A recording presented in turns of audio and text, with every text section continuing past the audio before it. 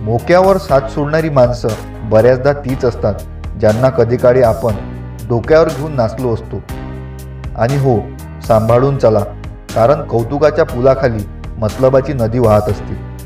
मित्रांनो, हे लक्षात घ्या, आपला वेळ मर्यादित आहे. तो दुसऱ्याचे आयुष्य जगण्यात वाया घालू नका. समर्थक कमी झाले तरी चालतील, पण विरोधकांची गर्दी कमी होता कामा नये, कारण आपल्या प्रगतीत विरोधकांचा सिंहाचा वाटा असतो. अपराधाला पुन्हा पुन्हा क्षमा करणे हे अपराध करणे इतकंच धोक्याचं आहे. ज्याला खरोखर लक्ष गाठायचे आहे त्याने प्रत्येक गोष्टीकडे लक्ष द्यायला हवे. झाडासारखे जगा, खूप उंच व्हा, पण जीवन देणाऱ्या मातीला विसरू नका. बोलावे की बोलू नये असा संभ्रम निर्माण झाला असता मौनाने बोलण्याची जागा घ्यावी.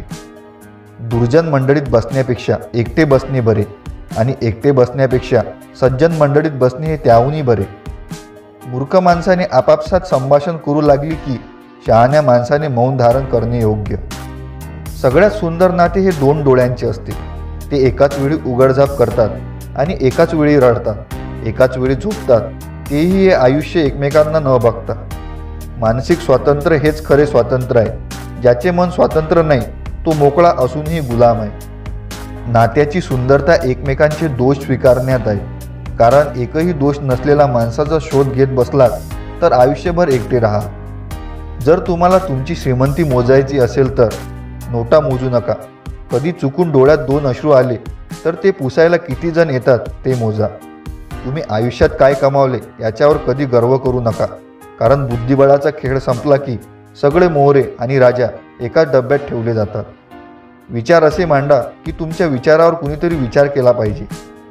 विश्वास हा खोडरबारासारखा असतो. तुम्ही केलेल्या प्रत्येक चुकीबरोबर तो कमी कमी होत जातो.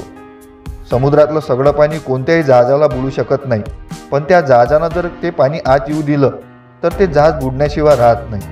तसेच जगातले सगळे नकारात्मक विचार तुम्हाला हरवू शकत नाही, जोवर तुम्ही त्यातल्या एकालाही तुमच्या मनात प्रवेश देत नाही. नाती कितीही वाईट असू दे, ती कधी तोडू नका, कारण पाणी कितीही घाण असलं तरी ते तहान नाही तर आग तरी विझवू शकते. वेळेप्रसंगी हळवेपणा बाजूला ठेवून वास्तवाला सामोरे जाण्याची तयारी ठेवा. आळसाला तुम्ही आजचा दिवस बहाल केला की तुमचा उद्याचा दिवस त्याने चोरलाच म्हणून समजा. कोणतीच वेळ शुभ किंवा अशुभ नसते. माणूस आपल्या पराक्रमाने एखाद्या वेळेला महत्त्व आणून देतो. असत्य हे अपंग प्राण्याप्रमाणे असते. दुसऱ्याच्या आधाराशिवाय ते कधीच उभे राहू शकत नाही. लोकांचे तुमच्याबद्दल काय मत आहे यापेक्षा तुमचे स्वतःबद्दल काय मत आहे हे महत्त्वाचे. पाहिलेल्या पावसाळ्यापेक्षा अनुभवलेले पावसाळे अधिक महत्त्वाचे असतात. निश्चयी भिकारी हा अनिश्चयी सम्राटापेक्षा कधीही श्रेष्ठ असतो. बचत म्हणजे काय आणि ती कशी करावी हे मधमाशांकडून शिकावं. तुम्हाला यश मिळत नसेल तर याचा अर्थ तुम्ही अपयशी झालात असे नाही. तुम्हाला ज्या विषयाची माहिती आहे त्याविषयी कमी बोला, आणि ज्या विषयाची माहिती नाही त्याविषयी मौन पाळा. आवडतं तेच करू नका, जे करावं लागतं त्यात आवड निर्माण करा. कधीकधी देव तुमची परिस्थिती बदलत नाही, कारण त्यांना तुमची मनस्थिती बदलायची असते. तुमचा आजचा संघर्ष तुमची उद्याचे सामर्थ्य निर्माण करतो. त्यामुळे विचार बदला, म्हणजे तुमचे आयुष्य बदलेल. या 2 गोष्टीमुळे जग तुम्हाला ओळखते. तुमच्याजवळ काही नसताना तुम्ही बाळगलेला संयम, आणि तुमच्याजवळ सर्व काही असताना तुम्ही दाखवलेला रुबाब.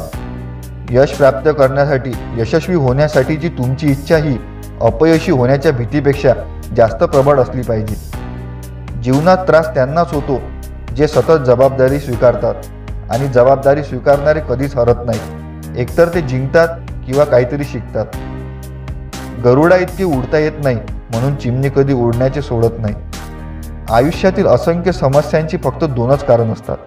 एकतर आपण विचार न करता कृती करतो, किंवा कृती करण्याऐवजी फक्त विचार करत बसतो. कधीही कुणाच्या भावनांबरोबर खेळू नका, कारण तुम्ही हा खेळ सहज जिंका, पण समोरच्या व्यक्तीला तुम्ही या खेळात आयुष्यभरासाठी हरवून बसा. आयुष्यात आनंदाने जगायचे असेल तर 2च गोष्टी विसरा. तुम्ही इतरांसाठी जे चांगले केले ते, व इतरांनी तुमच्याशी वाईट केले ते. आपले दुःख मोजक्या 1% लोकांजवळ व्यक्त करा, कारण 50% लोकांना काही पर्वा नसते, आणि 49% लोकांना तुम्ही अडचणीत आहात याचा आनंद होतो. सत्य ही अशी श्रीमंती आहे की जी एकदाच खर्च करून त्याचा आयुष्यभर आनंद उपभोगता येतो. पण असत्य हे एक प्रकारचे कर्ज आहे ज्यामुळे तत्काळ सुख मिळतं, परंतु आयुष्यभर त्याची परतफेड करावी लागते. जर तुम्हाला आयुष्यामध्ये खूप संघर्ष करावा लागत असेल तर स्वतःला खूप नशीबवान समजा, कारण देव संघर्ष करण्याची संधी फक्त त्यांनाच देतो ज्यांच्यामध्ये क्षमता असते. ध्येयासाठी अतोनात प्रयत्न करा.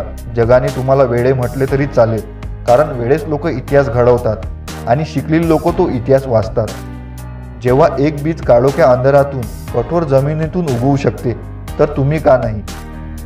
कर्म जेव्हा वसुलीवर येते त्यावेळी कुणाचीही वशिला चालत नाही.